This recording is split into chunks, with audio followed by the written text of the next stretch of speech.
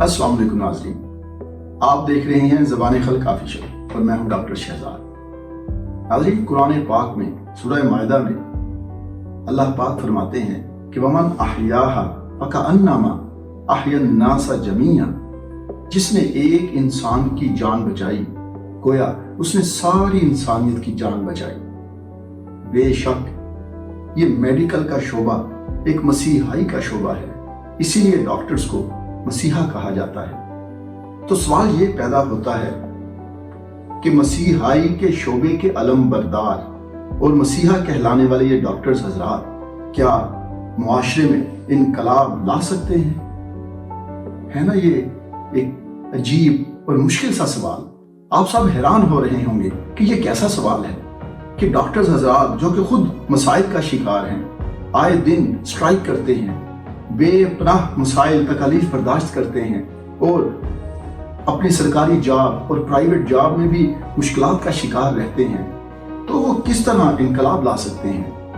اس سے پہلے کہ اس کو مزید اس ٹاپک کو ہم ڈسکس کریں تو پہلے آپ یہ ایک سچا واقعہ دیکھیں، ایک ڈاکٹر کی زندگی میں پیش آنے والا سچا لیکن اینیمیٹڈ یہ ویڈیو دیکھیں۔ اس کے بعد ہم پھر آتے ہیں اپنے ٹاپک کی طرف کہ کیا ڈاکٹرز انقلاب لا سکتے ہیں۔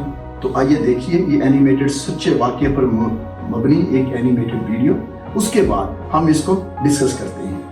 وہ دسمبر کی ایک سرد شام تھی، لیکن نشتر ہسپتال ملتان کے میڈیسن وارڈ نمبر 7 میں ایمرجنسی سے داخل ہونے والے مریضوں اور ان کے لواحقین کے رش کے باعث ہاؤس آفیسرز کے لیے ماحول کافی گرم تھا۔ اتنے میں ایک 12 سالہ لڑکا اس ہاؤس آفیسر کو جو ایک مریض کا معائنہ کر کے نوٹس ڈال رہا ہوتا ہے یہ کہہ کر اپنی طرف متوجہ کراتا ہے کہ صاحب میرے بابا کو دیکھیں، وہ گردوں کے مریض ہیں اور چند دنوں سے گردوں کی صفائی نہ ہونے کے باعث بہت بیمار ہیں۔ وہ ہاؤس آفیسر فوراً اس کے والد کا معائنہ کرنے اور اپنے سینئر سے مشورہ کرنے کے بعد کہتا ہے، بیٹا تمہارے والد صاحب کو فوری طور پر ڈائلیسس کی ضرورت ہے، اس لیے خون اور یہ چند ادویات لے آؤ، باقی ہم وارڈ سے فراہم کر دیں گے۔ لڑکا پریشانی کے عالم میں کہتا ہے، صاحب میرے پاس نہ تو پیسے ہیں اور نہ ہی میں خون کا بندوبست کر سکتا ہوں۔ ڈاکٹر شفقت بھرے انداز سے کہتا ہے، بیٹا آپ اپنے بڑے بھائی یا کسی عزیز کو بلاؤ۔ جواباً وہ بچہ کہتا ہے، صاحب میں ان کا بڑا بیٹا ہوں اور چھابڑی لگا کر گھر کا خرچ چلاتا ہوں۔ اس سے پہلے کہ ڈاکٹر کچھ کہتا، بچہ بڑی معصومیت اور افسردگی سے پوچھتا ہے، صاحب کیا میرے بابا فوت ہو جائیں گے؟ ڈاکٹر پوچھتا ہے کیوں؟ تو وہ روحانسی آواز میں کہتا ہے، کیونکہ میں خون اور میڈیسن کا بندوبست جو نہیں کر سکتا۔ ڈاکٹر فوراً اسے تسلی دیتے ہوئے کہتا ہے، انشاءاللہ وہ ٹھیک ہو جائیں گے۔ بچہ حیرانگی سے پوچھتا ہے، مگر کیسے؟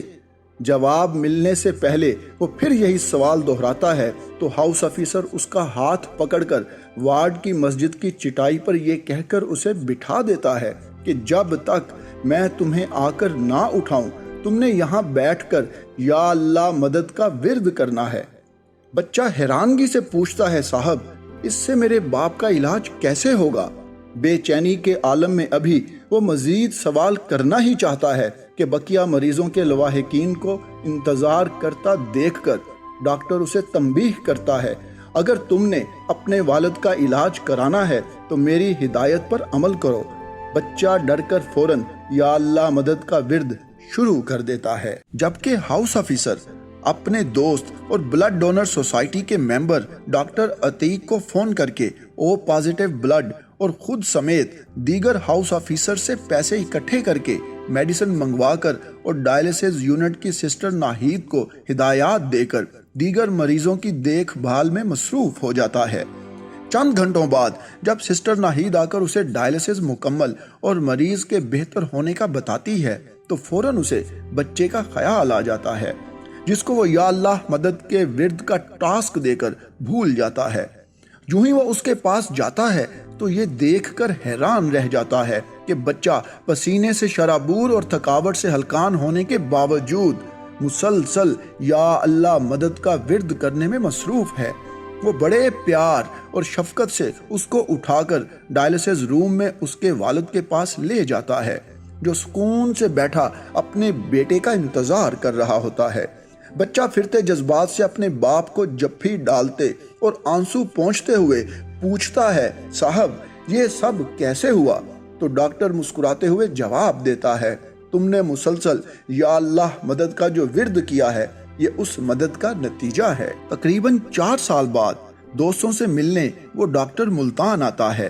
اس دن شام کو وہ اپنے دوست کے ساتھ نشتر ہاسپٹل کے مین گیٹ پر کھڑا باقی دوستوں کا انتظار کر رہا ہوتا ہے کہ اچانک تیزی سے سائیکل پر آتا ہوا نوجوان لڑکا نشتر ہاسپٹل کے مین گیٹ کے سامنے آ کر انجام کی پرواہ کیے بغیر چلتی سائیکل سے جمپ لگا کر بھاگا ہوا اس ڈاکٹر کو جپھی ڈالتے ہوئے صاحب آپ کہاں تھے؟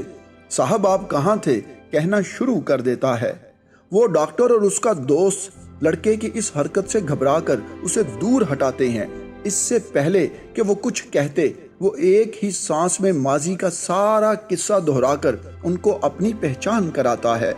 ہر روز ملنے کی خواہش اور 4 سالہ انتظار کے بعد اس ڈاکٹر کو سامنے دیکھ کر پھرتے جذبات سے کی گئی اس حرکت پر معافی مانگتا ہے۔ اس کو پہچاننے اور سائیکل تیزی سے چلانے کی وجہ پوچھنے کے بعد وہ لڑکا ان کو بتاتا ہے کہ میں جس دکان پر سیلز مین ہوں اس کے مالک کے بیٹے کا ایکسیڈنٹ ہو گیا ہے۔ آپریشن کے لیے او نیگیٹو بلڈ کی اشد ضرورت ہے۔ میرے صاحب کی بھرپور کوشش کے باوجود خون کا بندوبست نہیں ہو سکا۔ جب مجھے پتا چلا تو میں نے ان سے کہا کہ آپ پریشان نہ ہوں بلکہ یا اللہ مدد کا ورد کریں اور میں بلڈ کا بندوبست کرتا ہوں۔ اب میرے دوست او نیگیٹو ڈونرز کے ساتھ بلڈ بینک میں میرا انتظار کر رہے ہیں، اس لیے میں جلدی سے وہاں جا رہا تھا۔ ڈاکٹر خوشی سے اس بچے کو گلے لگا کر شاباش اور دعا دیتا ہے۔ جذبات سے لبریز وہ لڑکا کہتا ہے، صاحب اس شام کے چند گھنٹوں میں مسجد کی چٹائی پر کیے ہوئے یا اللہ مدد کے ورد نے مجھے زندگی کے مقصد اور حقیقی اسلام سے روشناس کرا دیا تھا۔ گزشتہ 4 سالوں سے میں اور میرے دوست یا اللہ مدد کے ذریعے لوگوں کی مدد کر رہے ہیں اور اللہ پاک ہمیشہ ہمیں کامیاب کرتا ہے۔ جب لوگ خوش ہو کر ہمیں دعائیں دیتے ہیں تو مجھے آپ کی یاد آتی ہے، کیونکہ مجھے اس عظیم راستے پر چلانے والے آپ ہیں۔ جی ناظرین، تو آپ نے یہ ایک سچا واقعہ دیکھا۔ اگرچہ یہ ڈاکٹرز کی، خصوصاً ینگ ڈاکٹرز کی زندگی میں پیش آنے والا معمول کا ایک واقعہ ہے، لیکن اس واقعے میں ڈاکٹرز اور حکومت کے لیے ایک پیغام پنہا ہے۔ وہ اس معاشرتی اور اخلاقی انقلاب کا پیش خیمہ ثابت ہو سکتا ہے جس کی پاکستان کو اشد ضرورت ہے۔ ڈاکٹرز کے لیے اس میں واضح پیغام ہے کہ علاج کے ساتھ ساتھ وہ مریضوں اور ان کے عزیز و اقارب کی اخلاقی تربیت نہایت آسانی سے کر سکتے ہیں۔ اس لیے اگر ڈاکٹر صاحبان خلوص نیت سے ہر مریض کا علاج کر کے رضائے خدا بندی اور مریضوں کی بھلائی کے لیے ذاتی اور اجتماعی حیثیت میں اقدامات کر کے مریضوں اور ان کے لواحقین کے ساتھ حسن اخلاق سے پیش آ کر مسیحائی کا حق ادا کرنا شروع کر دیں تو یقیناً تمام ڈاکٹرز مریضوں اور ان کے لواحقین کے دل و دماغ پر انمٹ نقوش چھوڑنے کے ساتھ ساتھ ان کے عادات و اطوار میں نمایاں تبدیلی کا باعث بن سکتے ہیں، جس کی بدولت مریض اور ان کے عزیز و اقارب اس بچے کی طرح معاشرے اور ملک و قوم کے لیے سود مند ثابت ہو سکتے ہیں۔ لیکن افسوس، ترقی یافتہ ممالک کے برعکس پاکستان میں ڈاکٹرز معاشی، معاشرتی اور ادارہ جاتی مسائل کا شکار ہو کر اپنا کردار، مسیحائی کا کردار بہتر طور پر ادا کرنے سے قاصر ہیں۔